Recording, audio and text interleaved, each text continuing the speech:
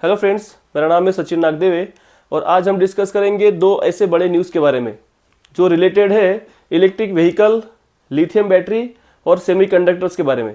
तो हम सबको तो पता ही है कि दुनिया भर के जो लोग हैं वो अपना कदम इलेक्ट्रिक व्हीकल के तरफ बढ़ा रहे हैं और भारत भी ईवी के तरफ धीरे धीरे शिफ्ट होते हुए दिख रहा है। लेकिन इस ग्रोथ का असली हीरो है लिथियम। एक्चुअली लिथियम का जो यूज़ है वो होता है लैपटॉप, मोबाइल और इलेक्ट्रिक व्हीकल में, और इलेक्ट्रिक व्हीकल में चार्जेबल बैटरी में इसका यूज़ होता है।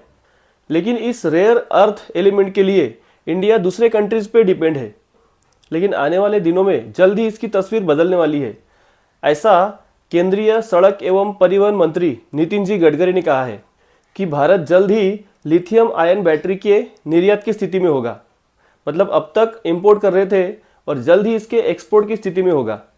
तो नितिन जी गडकरी ने क्या कहा वो देख लेते हैं। वे society of Indian automobile manufacturer के 64th सम्मेलन में बोल रहे थे कि भारत जल्द ही ऐसे स्थिति में पहुंच जाएगा जहां वो लिथियम आयन बैटरी को एक्सपोर्ट कर सकेगा। उन्होंने ये भी कहा है कि देश में इलेक्ट्रिक व्हीकल के ग्रोथ के जो आंकड़े हैं वो उत्साहजनक है और ऐसी स्थिति रही तो 2030 तक ईवी के बाजार में 1 करोड़ के बिक्री का रिकॉर्ड होगा और ईवी फाइनेंस का जो मार्केट है वो 5 लाख करोड़ का हो जाएगा। और लास्ट वीक भी उन्होंने एक कार्यक्रम में कहा था कि पहले $150 प्रति किलोवाट प्रति घंटा इसकी कीमत थी और अभी इसकी कीमत 107-108 डॉलर प्रति किलोवाट प्रति घंटा रह गई है।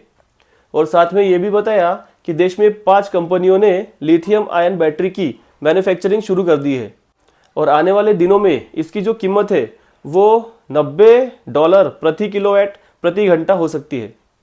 एक्चुअली देखा जाए तो लिथियम आयन बैटरी में चीन का दबदबा है और इसको टक्कर देने के तैयारी में हो रहा है भारत। और दुनिया भर में 10 लिथियम आयन बैटरी में से 4 का इस्तेमाल चीन में होता है। इसके उत्पादन का 77% उत्पादन जो है वो चीन में होता है और भारत में सबसे ज़्यादा जो आयात है वो चीन से और हांगकांग से होता है।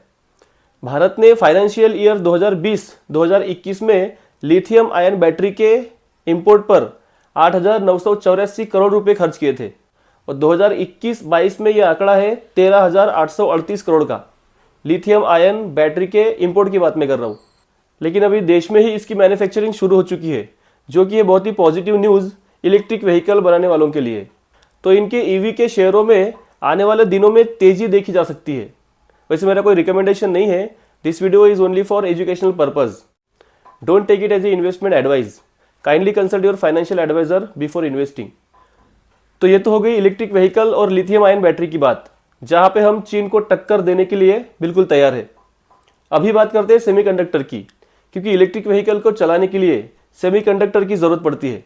तो सेमीकंडक्टर की जो डिमांड है वो भारत में काफ़ी बढ़ रही है और नई नई टेक्निक में इसका काफ़ी इंपॉर्टेंट रोल है। क्योंकि मोबाइल हो या फिर कोई भी इलेक्ट्रॉनिक डिवाइस या फिर स्पेस में जाने वाले यान की ही बात कर लो, इन सब में सेमीकंडक्टर चिप यूज़ की जाती है। और इसी सेमीकंडक्टर्स के ज़रूरतों को पूरा करने के लिए भारत अभी फ़िलहाल तो इंपोर्ट पे ही डिपेंड है।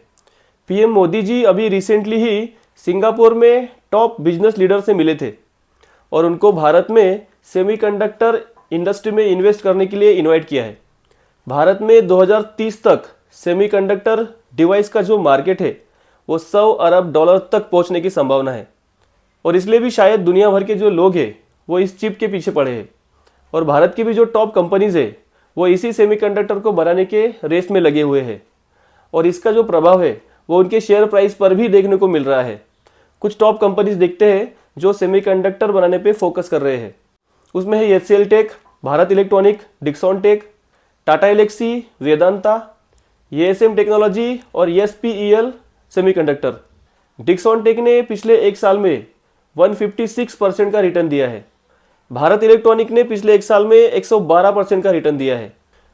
वेदांता ने 91% का रिटर्न दिया है पिछले 1 साल में और SPEL सेमीकंडक्टर ने 257% का रिटर्न दिया है पिछले 1 साल में। पीएम मोदी जी ने देश के इकोनॉमी स्ट्रेटेजी में चिप मैन्युफैक्चरिंग को टॉप प्रायोरिटी दी है और पीएम मोदी जी देश में इलेक्ट्रॉनिक मैन्युफैक्चरिंग का नया युग लाना चाहते हैं, ऐसा लग रहा है। और शायद इसलिए दुनिया भर के कंपनियों को भारत आने का वो इनविटेशन दे रहे हैं। ग्रेटर नोएडा में बनने जा रहा है एयरपोर्ट के पास भारत का सबसे बड़ा सेमीकंडक्टर पार्क बनने जा रहा है। और एक्सपर्ट के द्वारा ऐसे भी माना जा रहा है कि आने वाले दिनों में भारत चिप मैन्युफैक्चरिंग का हब बन सकता है। और इसलिए ऐसा भी माना जा रहा है कि चिप मैन्युफैक्चरिंग वाली जो कंपनीज है उनके शेयर प्राइस में तेजी देखी जा सकती है। और इसलिए ऐसा भी माना जा रहा है कि चिप बनाने वाली जो कंपनीज है उनके शेयर प्राइस में तेजी देखी जा सकती है। और अमेरिका और चाइना के रिलेशन में जो खट्टास चल रहा था उसकी वजह से भी सबसे ज़्यादा नुकसान ये चिप बनाने वाले कंपनियों को हुआ है, क्योंकि दोनों ही देशों ने एक दूसरे के कंपनियों के ऊपर कई पाबंदियां लगाई है। वैसे ग्लोबली तो सेमीकंडक्टर्स के कई प्लेयर्स है, लेकिन अमेरिका और चाइना इन दोनों का इस पे दबदबा है। लेकिन सप्लाई चेन में चीन पर जो डिपेंडेंसी है वो कई देशों के लिए टेंशन का विषय बन सकता है। लेकिन अभी सेमीकंडक्टर मार्केट में दबदबा बनाने के लिए भारत अपने कदम आगे बढ़ाते हुए दिख रहा है।